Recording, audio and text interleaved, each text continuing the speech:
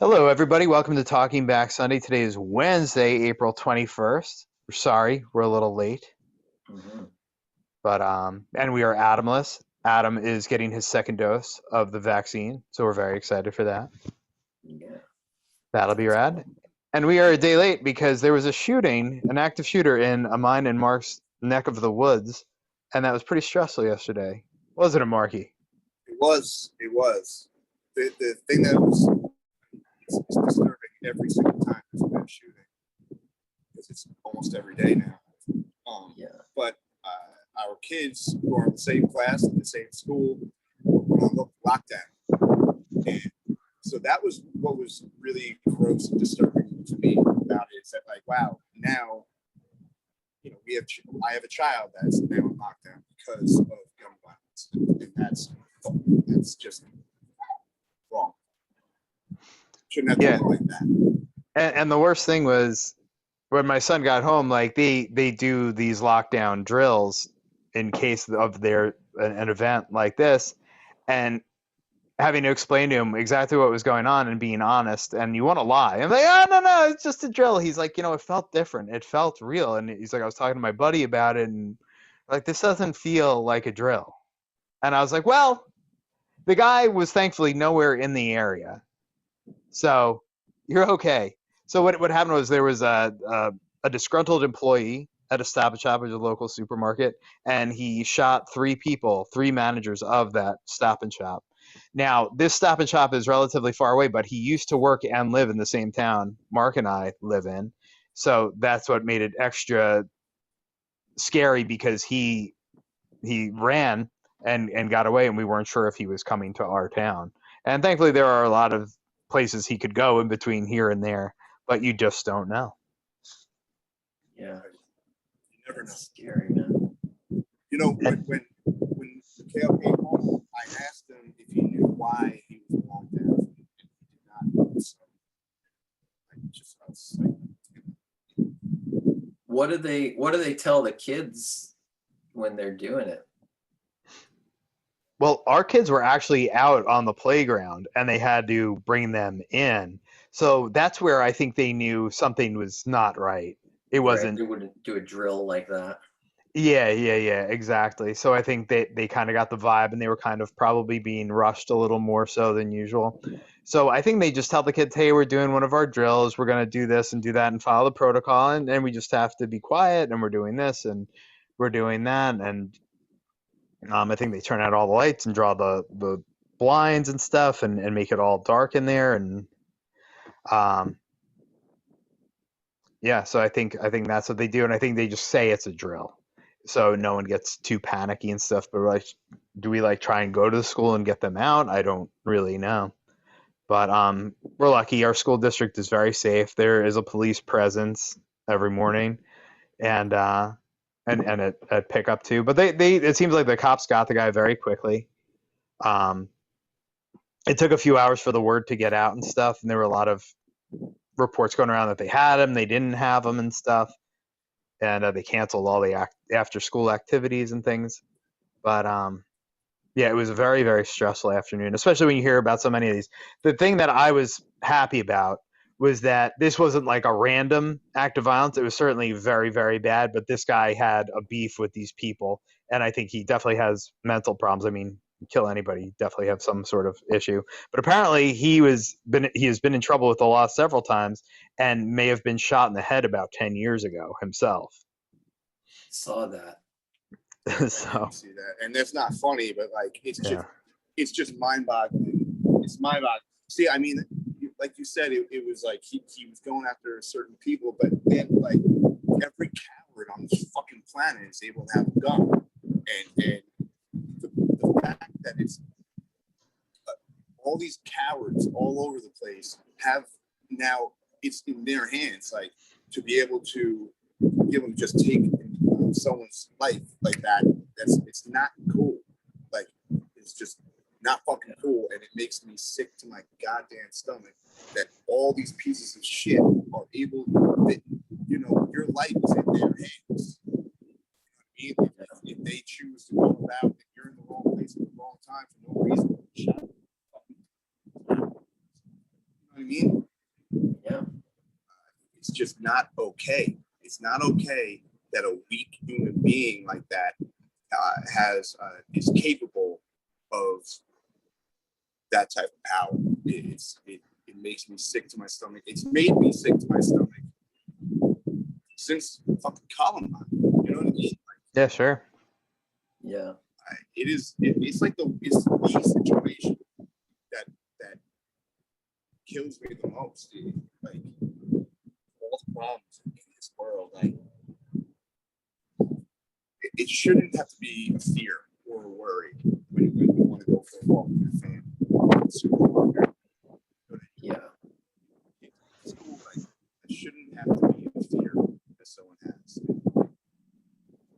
Yeah. And you hear people talk about how, well, like the problem is mental illness and like not our system not being better about dealing with mental illness. And there's definitely some truth to that, but like every country has people that are suffering from mental illness and, you know, have trouble figuring out how to get help. But not every country is having a mass shooting, you know, multiple times a week. And there's clearly a difference between the ability for people that are having mental health problems to access guns here, that, you know, that makes things different than in other countries. And it's just, yeah, like it's so crazy. I mean, one of the many shootings that happened over the past week, someone had actually had their guns confiscated and was able to just go back out and buy another gun and kill people. It's just like, it seems like it's so easy and so simple to get guns if you want them, no matter who you are or what state of mind you're in. It's not right. You know, there's this woman that you know, she does documentaries. I don't know her last name, but she has a series on National Geographic, and one episode, that's the whole episode is about that and how she wanted to see how easy is it to just purchase a gun online, whatever, and circumstance where she just got in touch with this random dude locally, and they met at a parking lot, at like a Walmart parking lot, and she bought an AK-47 with no ID, no nothing, no, you know, like literally they met in the parking lot. The guy went, "Here you go. Here's what, you know, here's all the things you need." And was that legal? It happened. Or just I think it depends on the state. The state Right. laws are so different. Yeah, I mean, it shouldn't be able to happen either way. I was just curious whether or not that, like, people can go do that just without being, you know, that's totally legal or not. So that's how easy it is for any coward that has nothing going on to have power. Yeah. So, you know, Yeah, at this point, it's like if Joe Biden and Obama can't get this shit done, what are we gonna do? We're powerless against this problem. And it's whatever. Yeah. It seems like the same thing happens every time there's a mass shooting. There's just kind of like an uproar from the people who think we need more gun control, and then a pushback from the people who don't, and then nothing happens. And everyone says thoughts and prayers. I hate that phrase more than ever. Thoughts and prayers. What does that even mean? Yeah, I don't. Whether it's COVID deaths or thoughts and prayers, it's a meaningless thing. We've heard it so many times before. Sandy Hook, like Sandy Hook wasn't enough. Yeah. Yeah. You know what I mean? It's gross. Yeah, that one I've heard people talk about as kind of a turning point, and I do think there is something to that. If that wasn't enough to make people rethink our gun laws in the country, then like, not what's gonna change anybody's mind? What's gonna change anything? I actually donate to Sandy Hook charity that a few of the children's parents have, and anybody's watching this that wants to try to help that organization, I feel good about giving to them because they're trying the hardest, to make people aware. Yeah, let me look up the. I think it's Sandy Hook Promise. Is that the? Yes. Yeah. Sandy Hook Promise. Yeah, it's a good organization.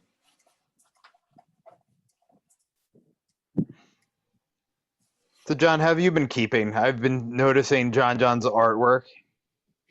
Yeah, He's been rocking out.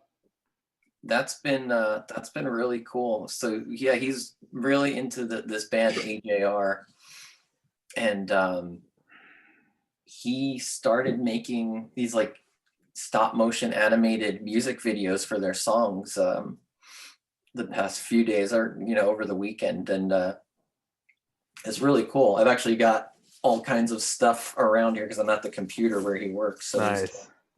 he's got all kinds of his animation materials and drawings. He's got it's a whole. That's awesome. That is awesome. So he's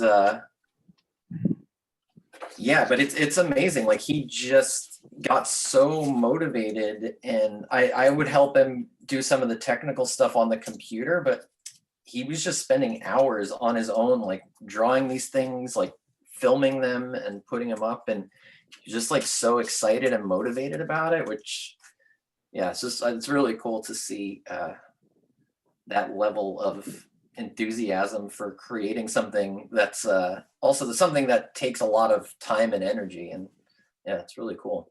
Yeah, man, that's I mean, that'll probably be what he does. Like if he's that enthusiastic right now, like Yeah, he's willing to spend that amount of time on it.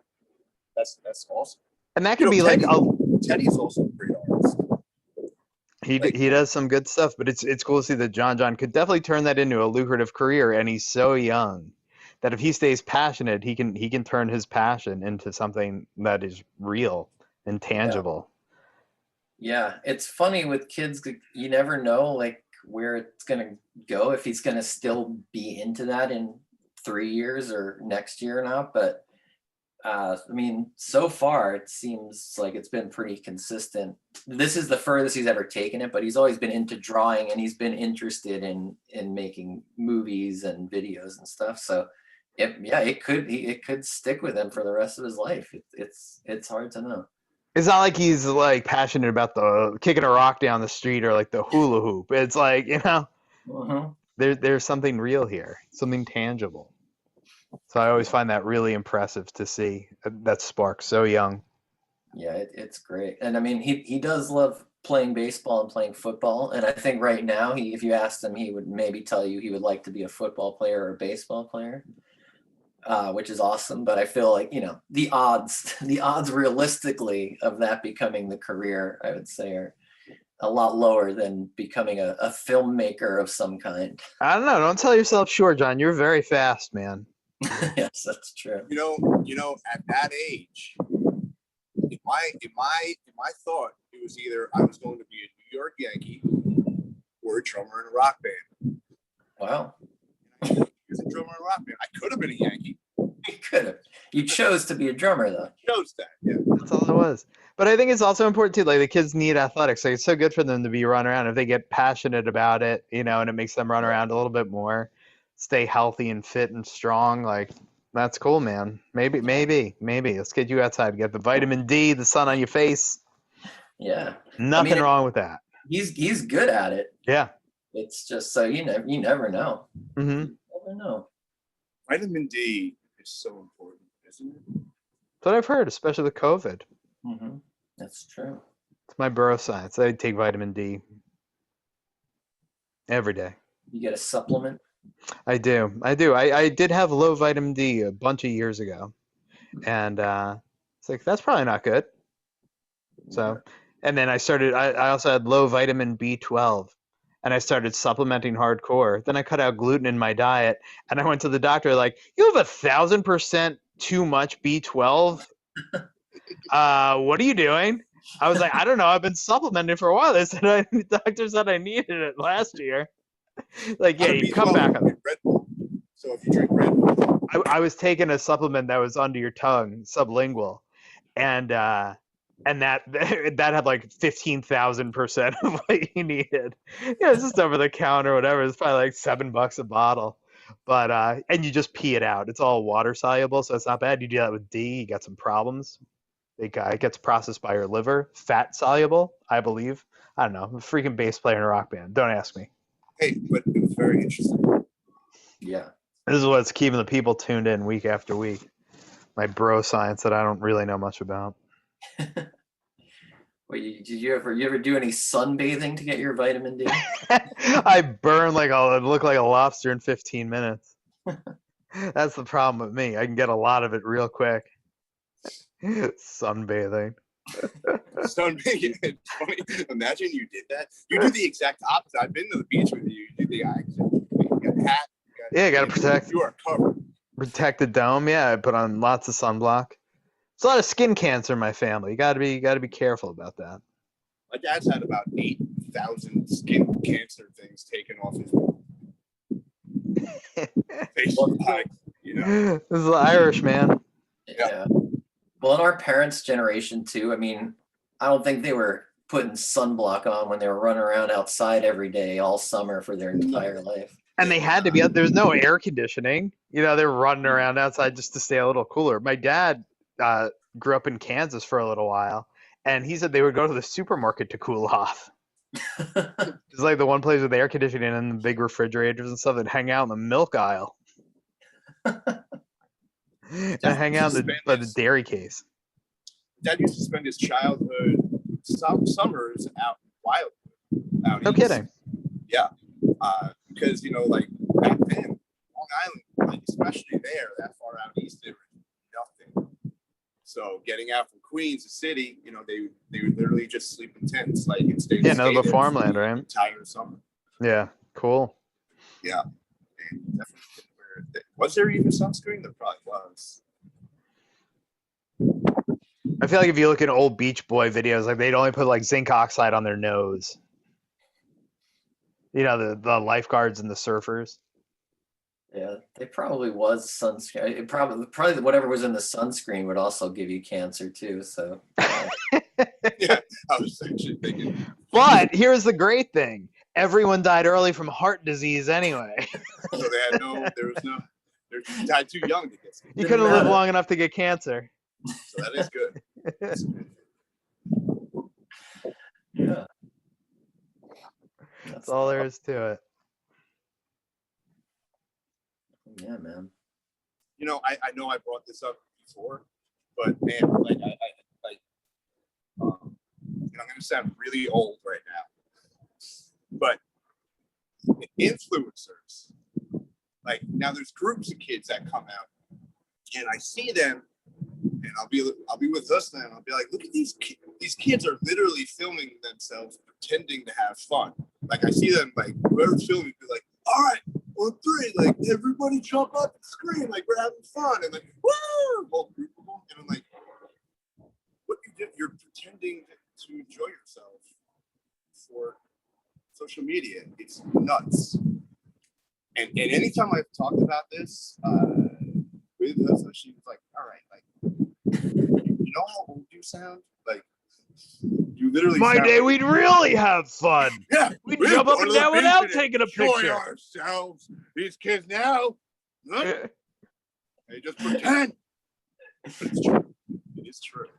Well, I mean, if they're going there and just taking a picture and then leaving, that's really ridiculous. Straight up. That's what I mean, not all people, but these people that the people that are, yes, that's what they're doing. It's wild. It's different. I feel like if you're documenting, if you're out on the beach having fun, a fun day, and then you stop and take a picture and put it up, like that's fine. But going out there for a 10-minute photo session and then leaving is really silly. Everybody scream, woo, huggies. Yeah. I feel like a lot of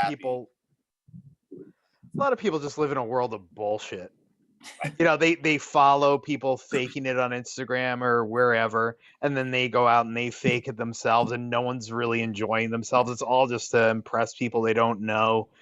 or make other people feel worse about themselves. I don't know. Yeah. It's not a good world, but I feel like I have a pretty good bullshit detector. So like I want to see people doing real stuff, good, bad, indifferent. Just be real. Is that too You much know what to ask? I've noticed on Instagram is that sometimes you can tag your location and it'll show you on the map where it is. And so when somebody's in like somewhere interesting, I'll sometimes click on the link to see Yeah. where they're at. And then, but then I've noticed like even places that aren't interesting, sometimes people will be like in the middle of Kansas somewhere and I'll be like, where is that? And click on it. But almost any location you click on, no matter where it is, how interesting or uninteresting, there's a crop of pictures of usually like girls who have gone out there to like do a selfie or like a photo shoot. But it literally can be anywhere, like a rural Kansas town, and you click on the link, there's going to be like five girls who did a selfie session there, and usually like a handful of guys who are really into working out who have tagged themselves in those locations. I know what you're talking about. Yeah, like in the middle of fucking some butt fuck town, acting like Yeah, it's just interesting.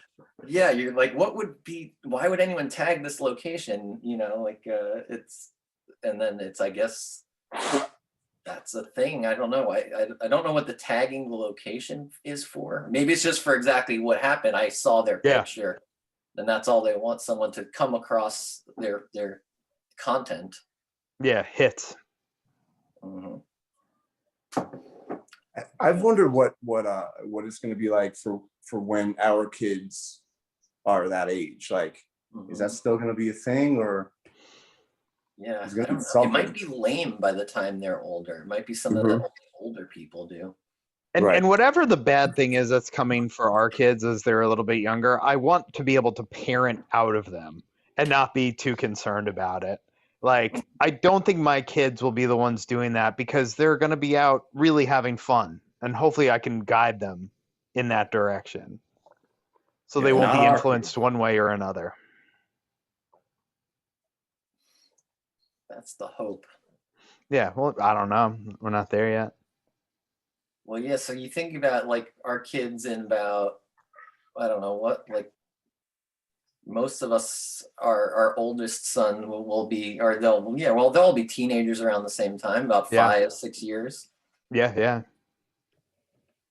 So I don't know. What will the social media thing be then? It could change a lot in 5 or 6 years. And honestly, right now at 40 years old, I don't even really know what it is either.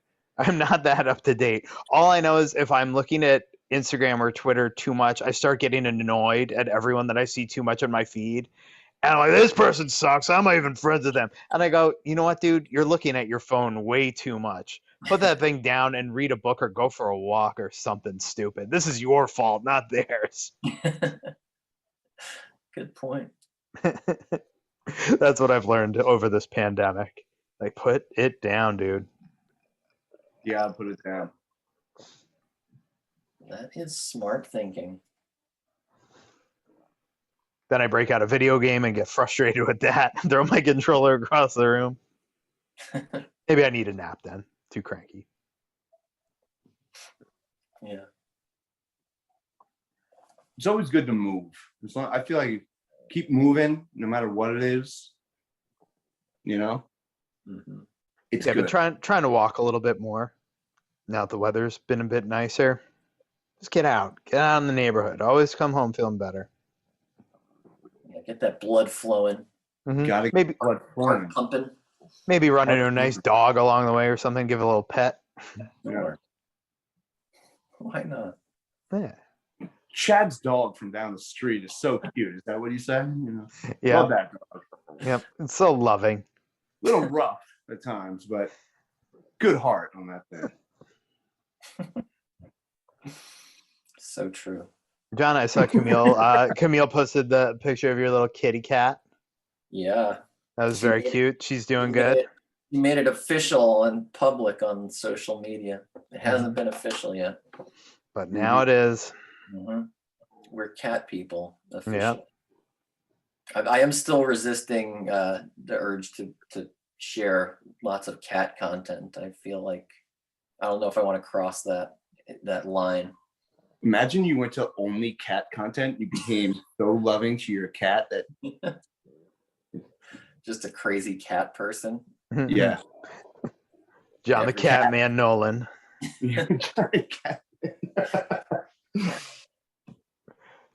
Got a panther right behind you, dude. It's creeping in. It's a real cool band that I like, that I put a flag up for. One of my favorite bands. Mark's absolute favorite band. This is Number one. Number one. It's like my top 10. Nice. Mm-hmm. Nice. Yeah. Yeah, man. We got didn't show. Oh no, I guess I only showed the cat on personal Zoom calls. I don't think I've shown our little kitty cat. And she did make an appearance on one of the past couple podcasts. Oh, she did, right? Okay, I thought. Yeah, she was chilling behind you, and I caught her on the couch there. I was like, That's "Hey." right. That's right. So yeah, I did get to be a little bit cat person-y already. It'll probably get more. And keep an eye has out Greta for been her caretaker? Greta, you said? Yeah. She kind of. I mean, she loves the cat an insane amount. It's really cute and really funny. Like every morning she comes down and like scoops her up and like hugs her and like does baby talk to her, which is pretty funny because I've never seen her do baby talk with a baby or anything really. Yeah, well, since she became of the age where she could possibly do that just by growing bigger, we've been in a pandemic, so That's her true. exposure to little things has not happened. That is true. That is true. Yeah, that is pretty crazy when you think about our kids, like how long a year in the life of a kid is, and they've been going through this pandemic for over a year. Yeah, almost a quarter of my daughter's life has been spent under COVID. Oh my goodness, she had picture day at her little school. And not a lot of the kids wear masks. They're young enough where their immune systems are pretty robust and stuff, so we're not really worried. But my daughter wears a mask. She's very good at it. And she takes it off for snack and whatever, but they did a picture day and they took her mask off for her picture and then she put it back on and then they took it off for the group picture.